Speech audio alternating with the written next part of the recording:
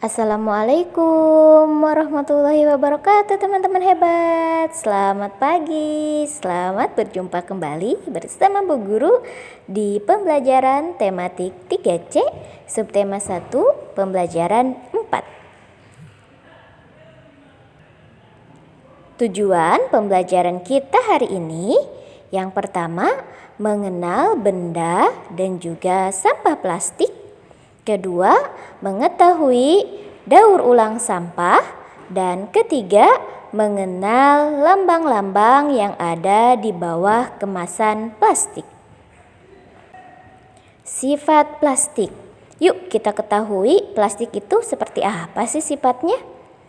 Plastik tidak tembus air, ringan, mudah dibentuk, dan harganya murah. Dengan sifat seperti ini, plastik banyak digunakan dalam kehidupan sehari-hari manusia.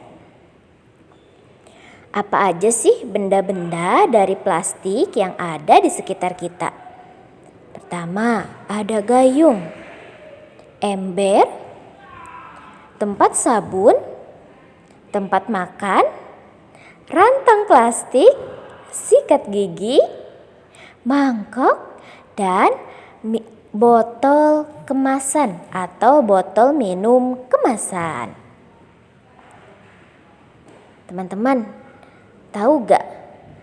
Plastik ini mempunyai juga sifat yang sulit terurai secara alami sehingga plastik membutuhkan bertahun-tahun bahkan ratusan tahun agar bisa terurai kembali.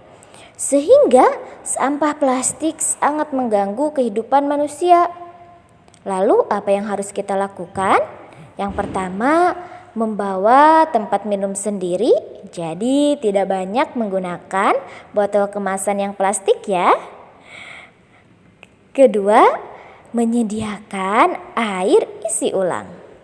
Ketiga, kurangi pemakaian plastik.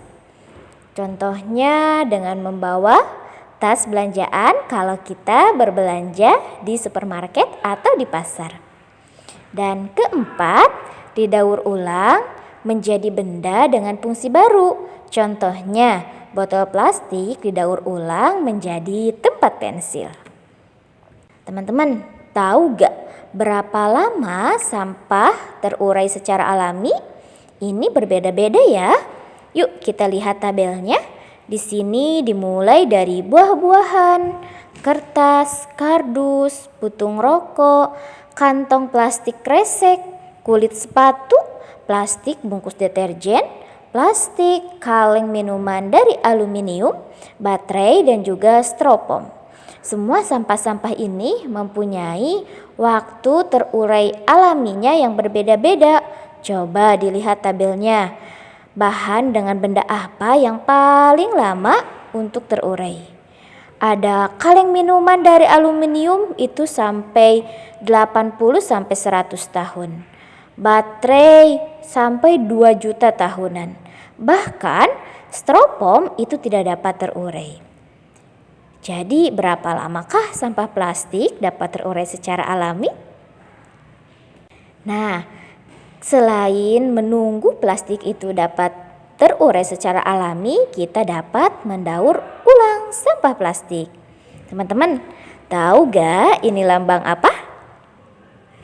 Ya, ini lambang untuk daur ulang sampah atau yang dikenal dengan 3R, yaitu reduce, reuse, dan recycle. Reduce artinya mengurangi sampah. Contohnya, mengurangi penggunaan tas kresek dengan membawa tas sendiri. Kemudian memilih produk yang bisa diisi ulang. Dan menghemat makanan dan tidak menyisakan makanan ya. Nah, itu caranya kita reduce atau mengurangi sampah. Kedua, ada reuse. Reuse artinya menggunakan kembali. Contohnya menggunakan barang secara hemat dan dipakai kembali, mengumpulkan pakaian yang masih pantas pakai untuk disumbangkan kepada yang membutuhkan. Dan yang ketiga ada namanya recycle. atau artinya mendaur ulang. Berpartisipasi dalam mendaur ulang kertas, botol plastik ataupun kaleng, serta mengumpulkan dan membuang barang yang tidak dipakai ke pasar loak. Nah, itu dia teman-teman cara mendaur ulang sampah. Ada reduce, artinya mengurangi pemakaian, ada reuse, artinya menggunakan kembali, dan ada recycle yang artinya mendaur ulang sampah. Nah, sekarang salah satu recycle atau mendaur ulang sampah, kita bisa membuat tempat pensil dari botol bekas dengan menggunakan teknik potong, lipat, dan sambung. Yuk kenali bahan dan alatnya. Pertama, kita membutuhkan botol plastik bekas minuman. Kedua, kain flanel. Ketiga, cetakan kupu-kupu. Keempat, lem uhu atau lem tembak. Kelima, gunting. Keenam, spidol. Ketujuh, penggaris. Dan kedelapan, kardus berbentuk lingkaran. Bagaimana cara membuatnya? Ini baru langkah-langkahnya, nanti teman-teman bisa membuat sendiri di rumah ya. Pertama, gunting botol menjadi sepertiga bagian bawahnya, seperti dilihat di gambar ya. Kedua, tempelkan kardus berbentuk lingkaran di atas tutup botol. Ketiga, gunting kain flanel sesuai lingkaran botol. Keempat, lem bagian belakang kain flanel. Kelima, tempelkan di bagian atas botol yang sudah digunting. Keenam, gunting kain flanel yang lain sesuai cetakan kupu-kupu. Nah, sekarang akan menggunakan atau membentuk kupu-kupunya. Dan ketujuh, kalau sudah dibentuk dan digunting kain flanel yang berbentuk kupu-kupu, kita tempelkan kain flanel yang berbentuk kupu-kupu di sisi luar botol. Jangan lupa dikasih lem ya. Nah, itu dia cara membuat daur ulang botol plastik menjadi tempat pensil. Nah, teman-teman, ternyata plastik itu berbeda-beda loh. Yuk kenali lambang-lambang yang ada di bawah kemasan plastik. Pertama, yang seperti ini, ada angka satunya dan ada tulisan PET.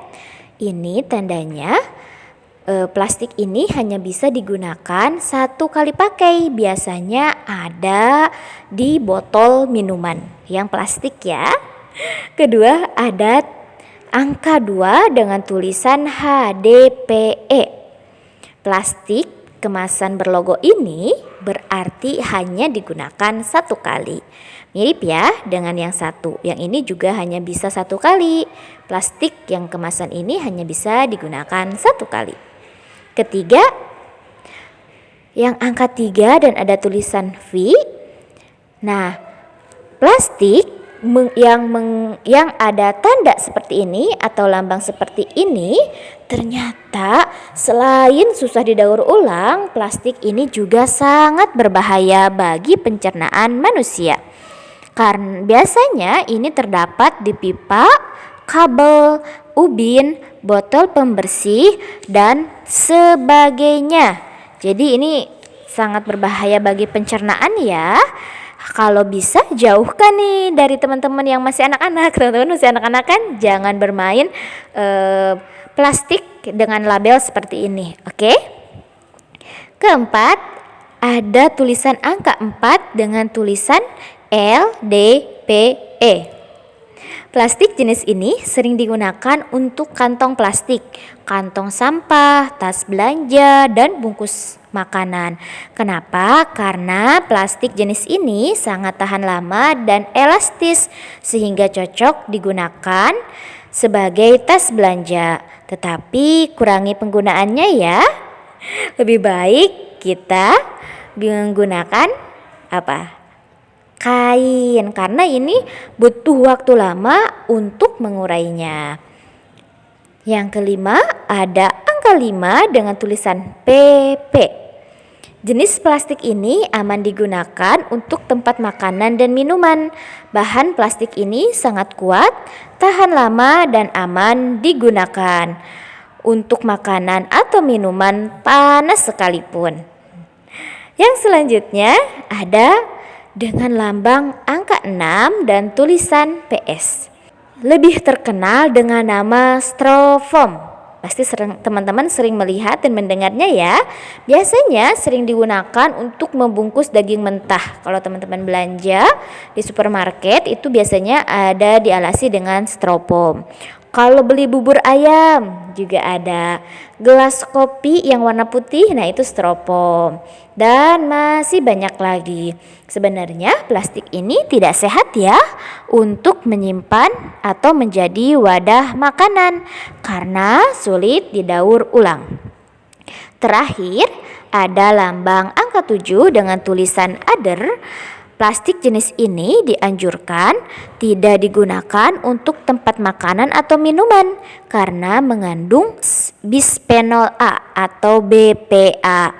BPA dapat berpindah ke dalam makanan atau minuman yang bersuhu panas. Ini dia teman-teman logo-logo atau lambang-lambang yang ada di dalam plastik. Dikenali ya.